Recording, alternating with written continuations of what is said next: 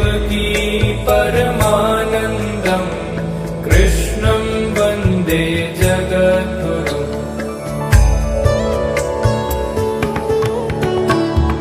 अतसी पुष्पसङ्काशं हारनूपुरशोभितं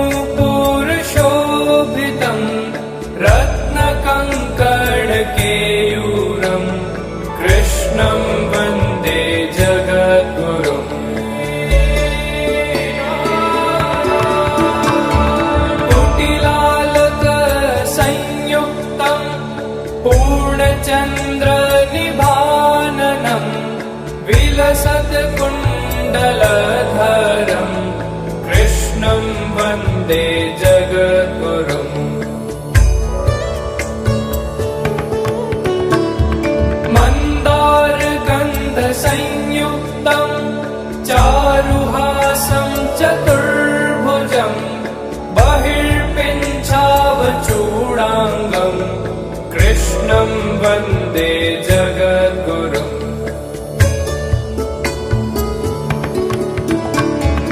उत्फुल्लपद्मपत्राक्षं नीलजीमूतसन्निभं यादवानां शिरोरत्नं कृष्णं वन्दे जगद्गुरुम्।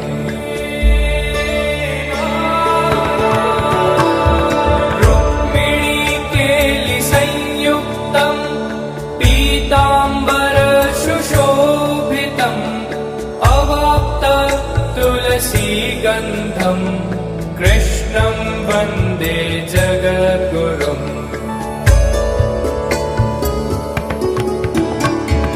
गोपिकानां कुचद्वन्द कुङ्कुमाङ्कितवक्षसं श्रीनिकेतं महेश्वासं कृष्णं वन्दे जगद्गुरुम्।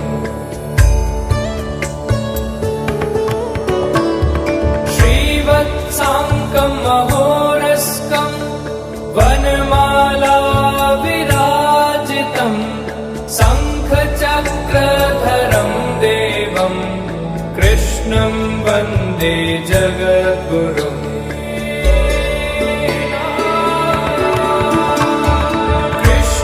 कृष्णाष्टकमिदं पुण्यं प्रातरुत्थाय यः पठेत् कोटिजन्मकृतं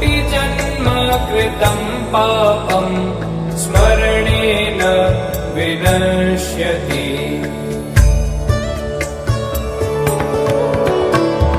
वसुदेवसुतं देवं कंसचाणूरमर्दनं देवकी परमानन्दं कृष्णं वन्दे जगद्गुरुम्।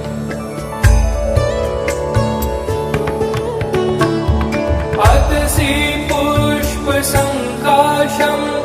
हारनूपुरशोभितं रत्नकङ्कणकेयूरं कृष्णं वन्दे जगद्गुरुम्।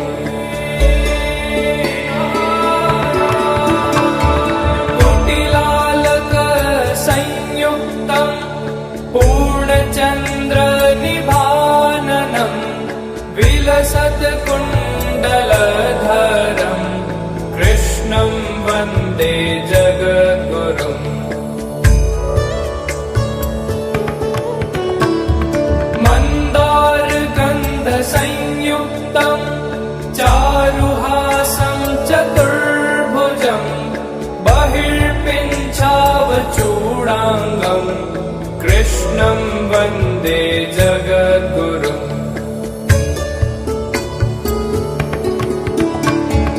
उत्फुल्लपद्मपत्राक्षं नीलजीमूतसन्निभं यादवानां शिरोरत्नं कृष्णं वन्दे जगद्गुरुम्।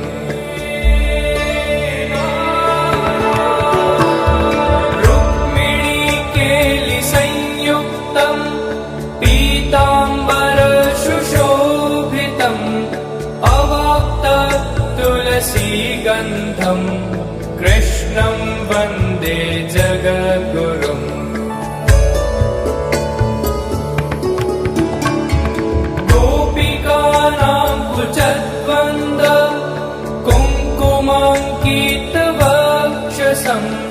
श्रीनिकेतं महेश्वासं कृष्णं वन्दे जगद्गुरुम्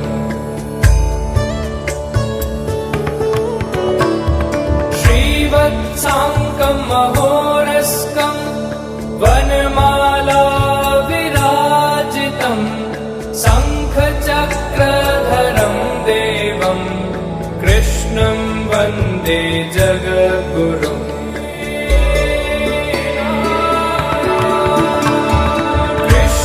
कृष्णाष्टकमिदं पुण्यं प्रातरुत्थाय यः पठेत् कोटिजन्म कृतं पापं स्मरणेन विनश्यति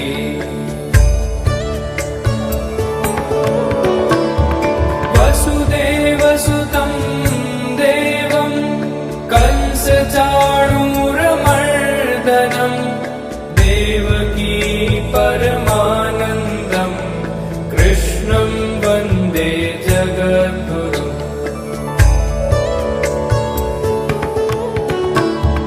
अदसि पुष्पसङ्काशं हारनूपुरशोभितं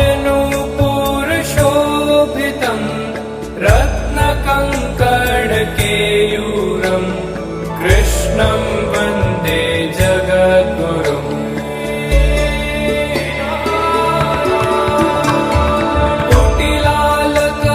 कुटिलालकसंयुक्तं पूर्णचन्द्रनिभाननं विलसत्कुण्डलधरं कृष्णं वन्दे जगद्गुरुम्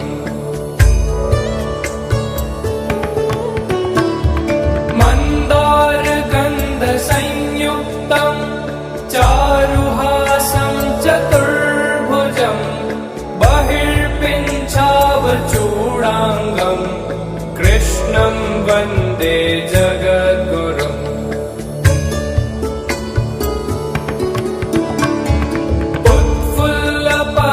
पद्मपत्राक्षं नीलजीमूतसन्निभं यादवानां शिरोरत्नं कृष्णं वन्दे जगद्गुरुम्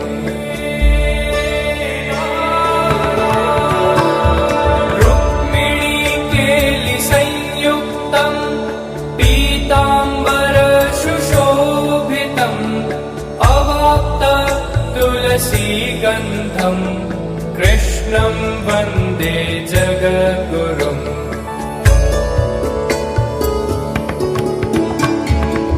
गोपिकानां कुचद्वन्द कुङ्कुमाङ्कितवक्षसं श्रीनिकेतं महेश्वासं कृष्णं वन्दे जगद्गुरुम्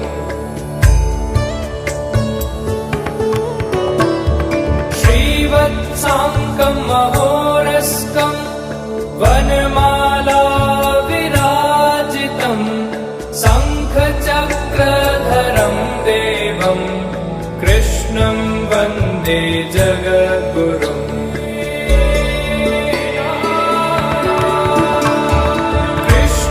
कृष्णाष्टकमिदं पुण्यं प्रातरुत्थाय यः पठेत् कोटिजन्म कृतं पापं स्मरणेन विनश्यति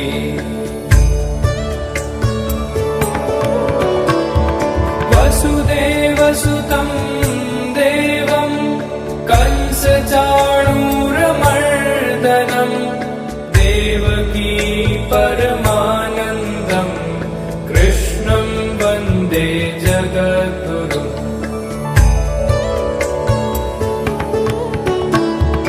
अदसि पुष्पसङ्काशं हारनूपुरशोभितं रत्नकङ्कणकेयूरं कृष्णं वन्दे जगद्गुरुम्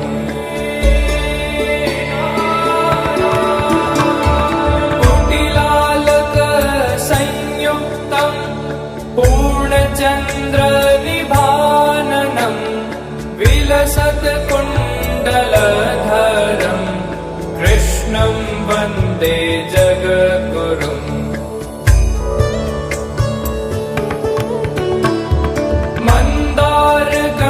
मन्दारगन्धसंयुक्तं चारुहासं चतुर्भुजं बहिर्पिञ्छावचूडाङ्गं कृष्णं वन्दे जगद्गुरुम्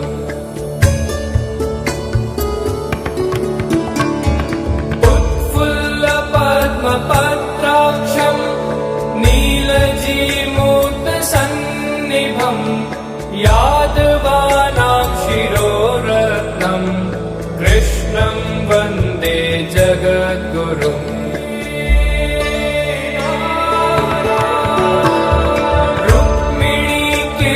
रुक्मिणीकेलिसंयुक्तं पीताम्बरसुशोभितम् अवाप्ततुलसीगन्धं कृष्णं वन्दे जगद्गुरुम्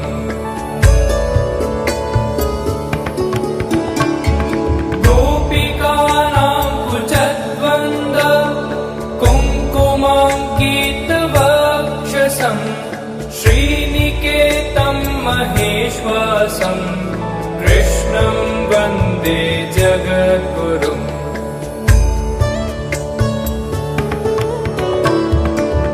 श्रीवत्साङ्कं महोरस्कं वनमाला विराजितं शङ्खचक्रधरं देवं कृष्णं वन्दे जगद्गुरुम्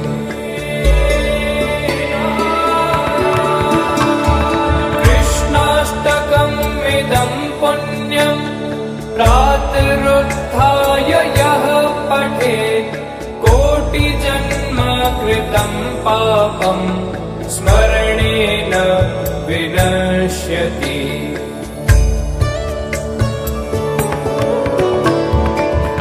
वसुदेवसुतं देवं कंसचाणूरमर्दनं देवकी परमानन्दं कृष्णं वन्दे जगद्गुरुम्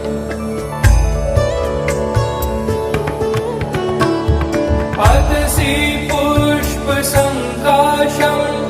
हारनूपुरशोभितं रत्नकङ्कणकेयूरं कृष्णं वन्दे जगद्गुरुम्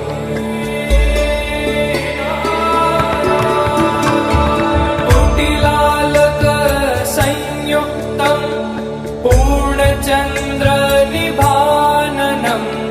विलसत्कुण्डलधरं कृष्णं वन्दे जगद्गुरुम्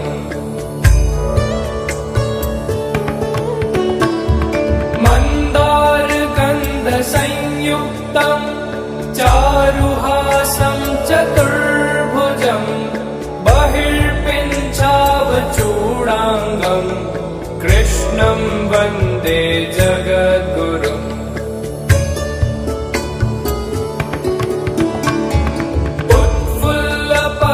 उत्फुल्लपद्मपत्राक्षं नीलजीमूर्तसन्निभं यादवानां शिरोरत्नं कृष्णं वन्दे जगद्गुरुम्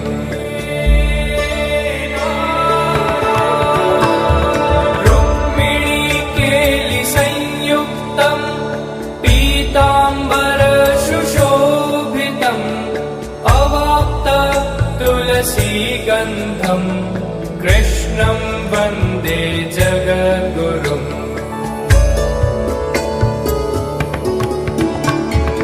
गोपिकानां कुचद्वन्द्व कुङ्कुमाङ्कितवक्षसं श्रीनिकेतं महेश्वासं कृष्णं वन्दे जगद्गुरुम्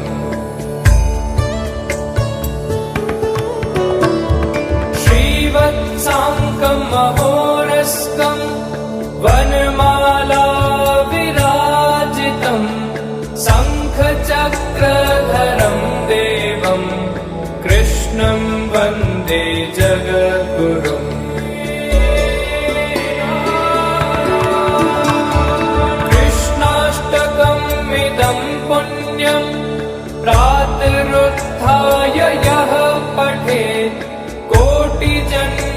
कृतं पापं स्मरणेन विनश्यति।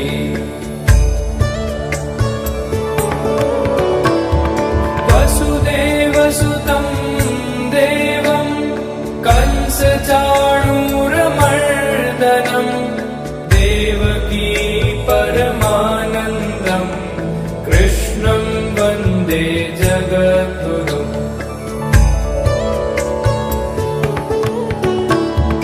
अतसि पुष्पसङ्काशं हारनूपुरशोभितं रत्नकङ्कणकेयूरं कृष्णं वन्दे जगद्गुरुम्।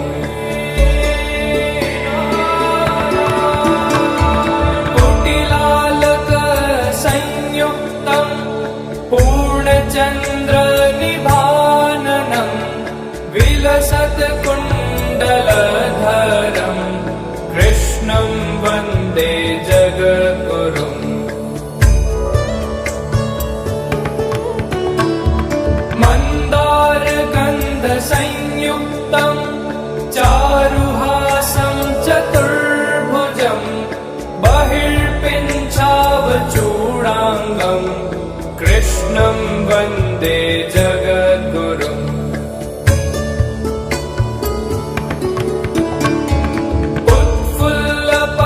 उत्फुल्लपद्मपत्राक्षं नीलजीमूतसन्निभं यादवानां शिरोरत्नं कृष्णं वन्दे जगद्गुरुम्।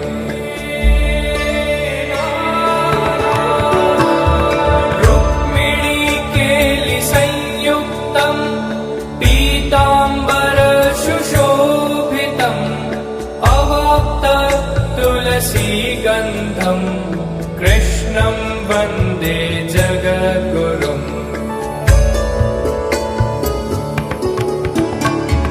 गोपिकानां कुचद्वन्द कुङ्कुमाङ्कितवक्षसं श्रीनिकेतं महेश्वासं कृष्णं वन्दे जगद्गुरुम्।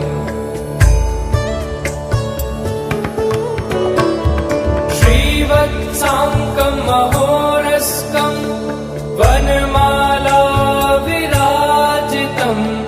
शङ्खचक्रधरं देवं कृष्णं वन्दे जगद्गुरुम्।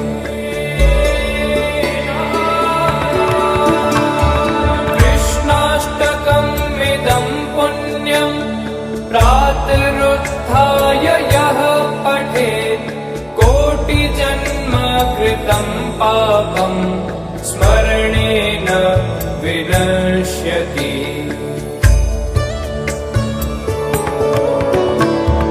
वसुदेवसुतं देवं कंसचाणूरमर्दनं देवकी परमानन्दं कृष्णं वन्दे जगद्गुरुम्।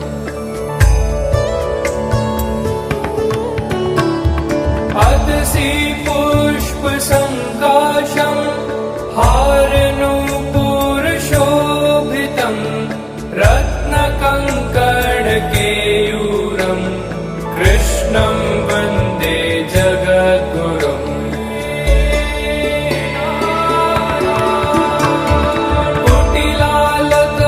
कुटिलालकसंयुक्तं पूर्णचन्द्रनिभाननं विलसत्कुण्डलधरं कृष्णं वन्दे जगद्गुरुम्।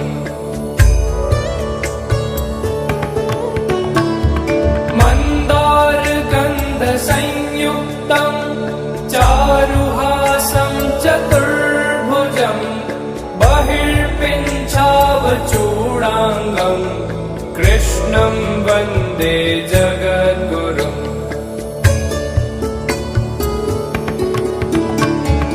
उत्फुल्लपद्मपत्राक्षं नीलजीमूतसन्निभं यादवानां शिरोरत्नं कृष्णं वन्दे जगद्गुरुम्।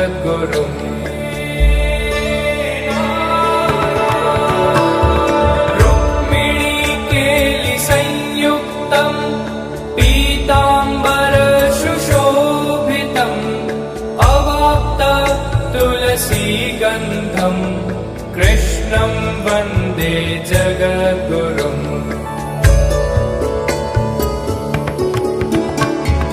गोपिकानां कुचद्वन्द्व कुङ्कुमाङ्कितवक्षसम् श्रीनिकेतं महेश्वासम् कृष्णं वन्दे जगद्गुरुम् श्रीवत्साङ्कं महोरस्कं वनमाला विराजितं शङ्खचक्रधरं देवं कृष्णं वन्दे जगद्गुरुम्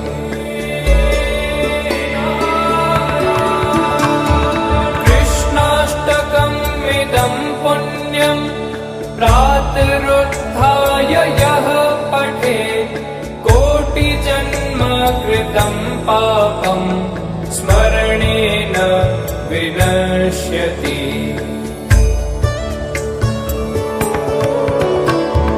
वसुदेवसुतं देवं कंसचाणूरमर्दनं देवकी परमानन्दम् कृष्णं वन्दे जगद्गुरुम्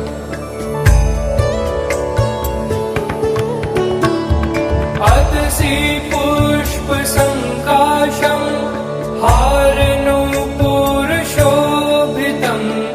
रत्नकङ्कणकेयूरं कृष्णं वन्दे जगद्गुरुम्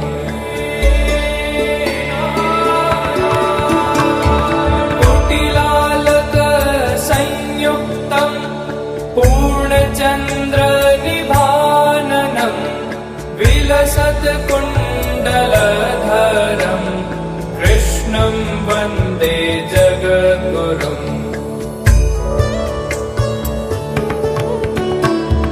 मन्दारगन्धसंयुक्तं चारुहासं चतुर्भुजं बहिर्पिञ्छावचूडाङ्गम् कृष्णं वन्दे जगद्गुरुम्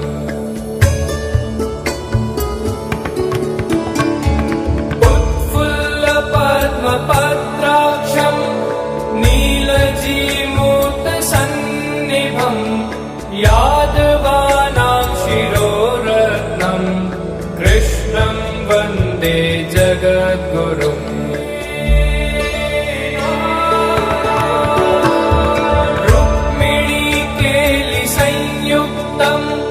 पीताम्बरसुशोभितम् तुलसीगन्धं कृष्णं वन्दे जगद्गुरुम्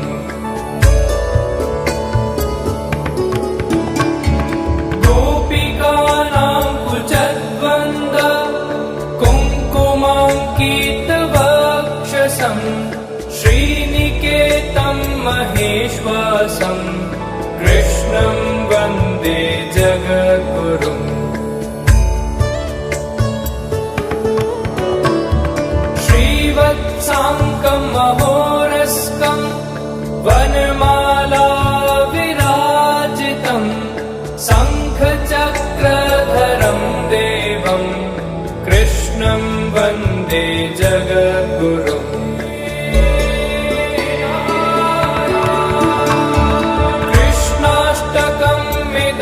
पुण्यं प्रातरुत्थाय यः पठेत् कोटिजन्मकृतं पापं स्मरणेन विनश्यति।